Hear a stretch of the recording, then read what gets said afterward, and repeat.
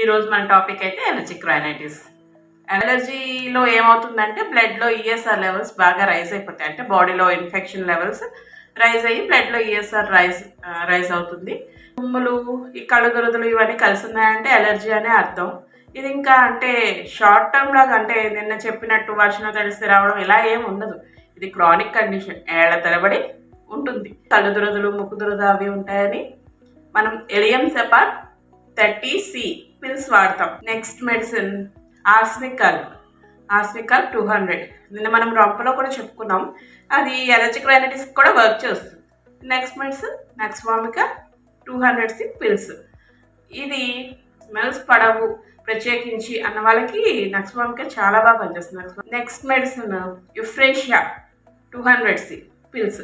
ఇది కళ్ళు దురదలు. వీటితో పాటు హిస్టమిన్ 30C డైల్యూషన్ లిక్విడ్ ఇస్తారు.